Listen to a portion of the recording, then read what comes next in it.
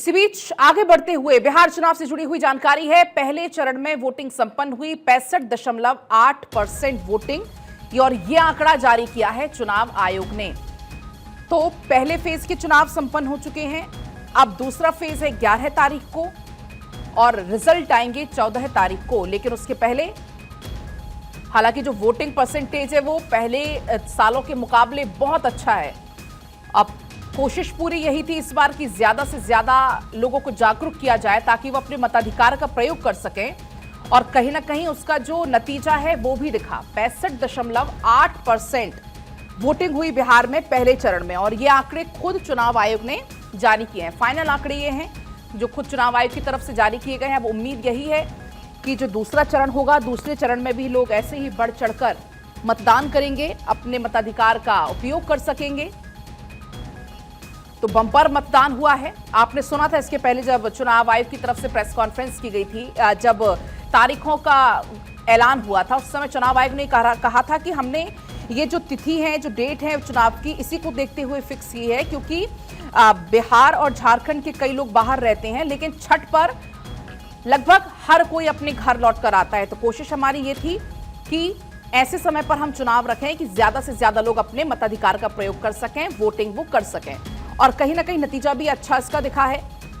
लोगों को जागरूक भी किया गया। लोगों से अपील लगातार की जा रही थी कि आप लोग जरूर अपने घर से निकलें, मताधिकार का आप प्रयोग करें, आप वोट करें। और कहीं ना कहीं उसका नतीजा यही रहा कि 65.8% वोटिंग हुई। सर्वेश के पास आपको सीधा लिए चलते हैं। सर्वेश, हमने देखा था कि ये पूरी कोशिश की जा रही थी लोगों को जागरूक करने की, लोगों को समझाने की कि आपके एक एक वोट का कितना ज्यादा अहमियत है, कितनी ज्यादा आपका एक एक वोट जरूरी है।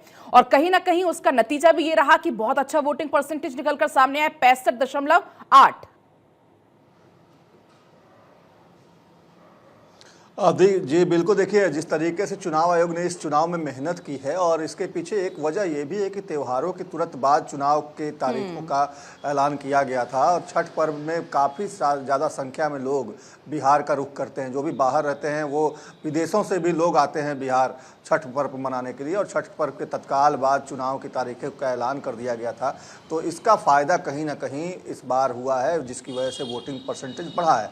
और उसके अलावा जिस तरीके से महिलाओं की हिस्सेदारी रही है इस चुनाव में, युवाओं ने जिस तरीके से बढ़ चढ़कर हिस्सा लिया है चुनाव लोकतंत्र के महापर्व में, तो इसको लेकर भी एक तरह से कहा जाए तो चुनाव आयोग गदगद है। और निश्चित तौर पर देखिए जो आंकड़े हैं वो आज़ादी के बाद पहली बार इतनी बम्पर वोटिंग बिहार में हुई है। निश्चित तौर पर ये काफ़ी सुखद एहसास है उन तमाम लोगों के लिए जो लोकतंत्र के इस महापर्व में अपनी आहुति देना चाहते थे या चाह रहे थे और जो भी चाहते थे कि बेहतर वोटिंग हो। क्योंकि अक्सर देखा जाता था कि चुनाव में मतदाताओं में उदासीनता देखी जाती थी, लेकिन इस बार जिस तरीके से बढ़ चढ़ कर लोगों ने हिस्सा लिया है, चाहे वो ग्रामीण इलाके हो, अति पिछड़ा, जिस तरीके से केंद्रीय सुरक्षा बलों की हर बूथ पर चुनाव आयोग ने तैनाती कराई थी, जिसको लेकर लोग सुरक्षित महसूस कर रहे थे। और यही वजह है कि लोगों ने बढ़ चढ़ कर हिस्सा लिया। एक और वजह खास रही कि मौसम का भी जो मिजाज था वो काफ़ी खुशगवार था।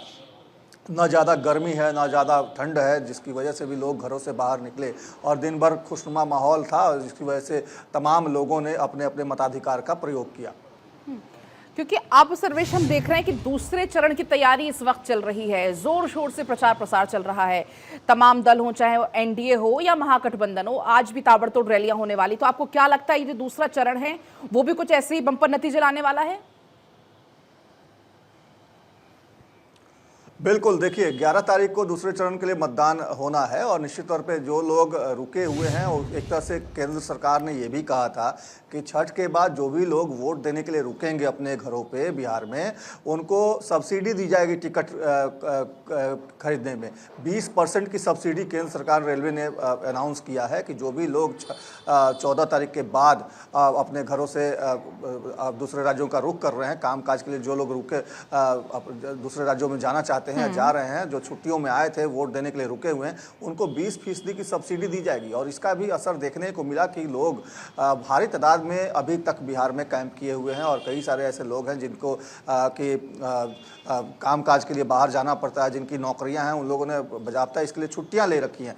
तो एक तरह से कहा जाए तो ये काफ़ी चौंकाने वाले आंकड़े जो सामने आए हैं, उसी के कम बेस वैसे ही आंकड़े 11 तारीख को भी देखने को मिलेंगे, क्योंकि लोगों में उत्साह है और इस चुनाव में लोग बढ़ चढ़ कर हिस्सा ले रहे हैं। और एक वजह ये भी है कि जिस तरीके से घोषणाएं की गई हैं, जिस तरीके से एक एक घोषणाओं को अमली जामा एनडीए की सरकार ने पहनाया है, इसके अलावा महागठबंधन की तरफ से जो घोषणाएं की गई हैं उसको लेकर भी लोगों में एक कौतूहल है और निश्चित तौर पर उसको लेकर एक माहौल बना है और लोग चाहते हैं कि इस बार और तभी बैक टू बैक रैलियां भी हम देख पा रहे हैं, लगातार लोगों को जागरूक भी किया जा रहा है। सर्वेश, शुक्रिया आपका फिलहाल पूरी जानकारी के लिए।